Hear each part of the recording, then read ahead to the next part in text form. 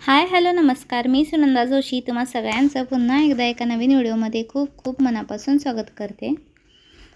हा व्हिडिओचा इंट्रो बघून तुम्हाला वाटत असेल हे काय शेअर करते मी। तर आता गणपती येत आहेत म्हटलं तर प्रत्येकाच्या घरी साफसफाईचं काम चालूच असेल। तसंच माझ्याही घरी तेच काहीसं काम मी चालू केलेलं आहे, तेही आजच्या या व्हिडिओपासूनच मी सुरुवात करते। तो मेन घराला क्लिनिंग करण्यापूर्वी मी आज म्हटले की ड्राय बाल्कनी जी आहे ना ती पहिल्यांदा क्लीन करून घेऊयात आणि नंतरच बाकी घर क्लीन करायला घेऊयात। सो तीच मी इथे सुरुवात केलेली आहे। ड्राय बाल्कनीमध्ये असं हे एक कबर्ड बनवलेलं आहे ना, त्या कबर्डमध्ये रिसेंटली मी बऱ्याच साऱ्या गोष्टी अशाच टाकून देते। जागा खूप असल्यामुळे काय होतं ना की रिकामी झालेल्या बॉटल्स वगैरे सगळ्या तिथंच होत्या। मशीन लिक्विड असेल किंवा सॉफ्टनर, क्लॉथ सॉफ्टनर असेल किंवा काही स्टोरेजच्या गोष्टी वगैरे असतात आपल्या। आणि जसं तुम्ही इथं बघत आहात व्हिडिओमध्ये मी एक एक गोष्ट करून बाहेर काढत आहे। सो असं पूर्ण त्या एम्प्टी बॉटल्स वगैरे होत्या त्या, किंवा आता एक्स्ट्रा जे काही मटेरियल माझं जे होतं ना ते सगळं मी याच्यामधून बाहेर काढून घेतलेलं आहे। आणि या ब्रशच्या सहाय्यानं कम्प्लिटली कबर्ड जे आहे ना प्रॉपरली असं क्लीन करून घेते। सो सुका कचरा जो आहे ना, जो ओला धूळ जी असते ती पटकन निघून जाते अशा प्रकारे। त्यानंतर हा जो हे आहे ना मॉप जो आहे ना, त्याच्यानं मी काय केलं तो ओला करून घेतलेला आहे इथं मी। आणि त्यानंतर त्याच्यानं अशा पद्धतीनं पूर्ण कबर्ड जे आहे ना क्लीन करून घेतलं। कम्प्लिटली ओलं कापड लावायचं नाही, त्यामुळे म्हणून मी सिम्पली पूर्णपणे पाणी त्याच्यामधलं गाळून घेऊन असं ती धूळ निघावी एवढंच पाणी त्याच्यामध्ये ठेवून कम्प्लिटली कबर्ड क्लीन करून घेतलेलं आहे। आतनं क्लीन करून घेतल्यानंतर बाहेरनं देखील एक हात फिरवून घेतला, कारण बाहेर जी विंडो आहे ना तिथून खूप सारी धूळ येते आणि त्या कबर्डवरती चिकटून राहते त्यामुळे। सो ते करून झाल्यानंतर इथं मी आता ज्या काही एम्प्टी बॉटल्स होत्या ना त्या सेपरेट करायचं काम करत होते। या इथं राहायला आल्यापासून 8 महिने झाले असतील इथे राहायला येऊन आम्ही। तेव्हापासून जेवढ्या बॉटल्स होत्या ना तेवढ्या सगळ्या अशा स्टोअर करून ठेवल्या होत्या मी। त्या सगळ्या एका बाजूला काढून ठेवल्या, म्हटलं भंगारला देता येईल। आणि त्यानंतर जसं तुम्ही बघितलं तसं कबर्ड आवरून घेतलं। आणि नंतर हा कबर्डच्या समोरचा कॉर्नर होता जिथे अशाच रँडमली गोष्टी मी ठेवून दिल्या होत्या ज्या मी यूज करत नव्हते सध्या। सो एक एक करून ह्याही सगळ्या बाजूला केल्या, ज्या वाटत होत्या की आता परत वापरात घ्यायला पाहिजे त्या बाजूला धुवायला ठेवल्या। त्यानंतर ज्या की कचऱ्यामध्ये टाकायच्या होत्या त्या बाजूला ठेवल्या। आणि ही जी पाईप आहे ना ही पाईप खरं तर आणली होती आम्ही बाल्कनी वॉश करण्यासाठी म्हणून, पाणी जोडून घेता येईल म्हणून, पण तसं काही झालंच नाही, ती तशीच ठेवून राहिली। सो त्यानंतर हे जे मॉब आहे ना त्यानं पूर्ण कचरा जो काही आहे ना, जळमट जी काही होती ती मारून घेतली पहिल्यांदा। आणि नंतर म्हटलं आता जी पाईप घेतलेली होती ती देखील आपल्याला वॉश करून ठेवायची होती, कारण तशीच राहिली होती आणि विंडोमधून नाही ना खूप सारी धूळ त्याच्यावरती येऊन पडलेली होती।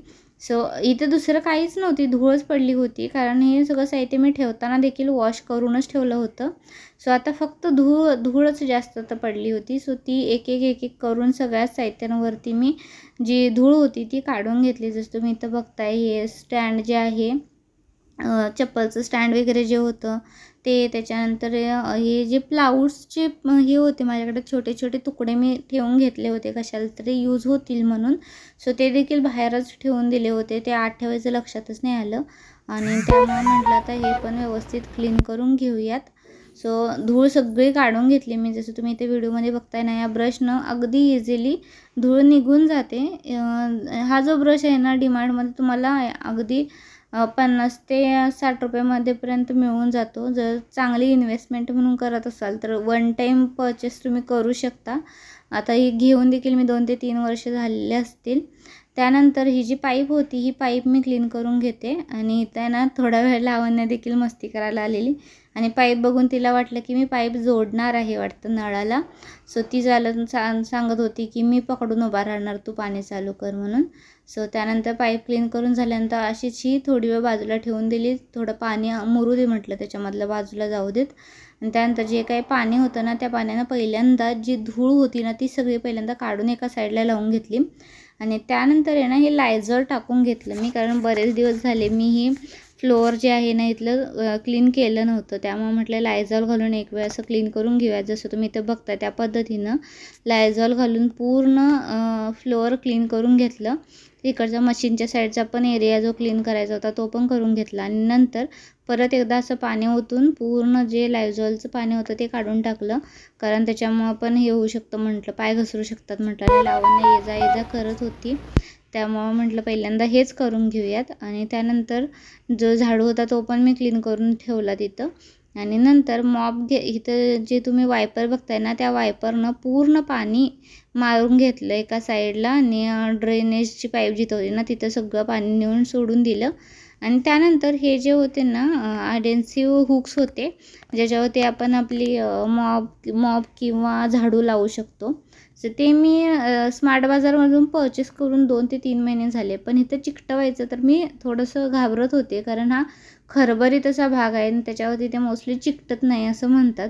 पण आता चिकटलं आहे, बघू किती दिवस टिकतं. तर ते टिकेल तेवढे दिवस टिकेल म्हणून मी लावून घेतले. आणि इथे तुम्ही बघू शकता मी इथं मॉप देखील अडकवून घेतलेला आहे. हा वायपर अडकवला आहे आणि हा तो झाडू होता तो देखील इथं अडकवून घेतलेला आहे मी.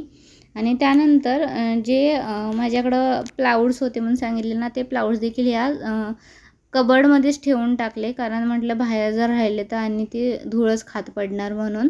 नंतर एक फरशी मात्र जी होती ना ती मात्र बसत नव्हती, ती बाजूला ठेवून दिली.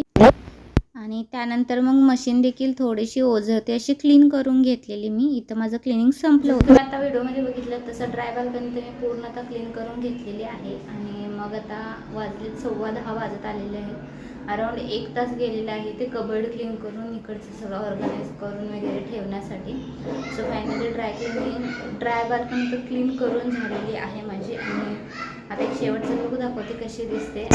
आणि फायनली गॅलरी पूर्ण क्लीन करून झाल्यानंतर तुम्ही बघू शकता किती छान दिसत होतं. हे सगळं क्लीन दिसत होतं. फ्लोअर वगैरे, मशीन वगैरे अगदी व्हाईट दिसून येत होती. इथं फ्लोअर पण कम्प्लिटली क्लीन झालेलं आहे आणि बऱ्याचशा गोष्टी इथून निघून पण गेल्या बाजूला. आय होप तुम्हाला हा व्हिडिओ आवडला असेल. व्हिडिओ आवडला तर नेक्स्ट व्हिडिओला लाईक, शेअर आणि सबस्क्राईब नक्की करा.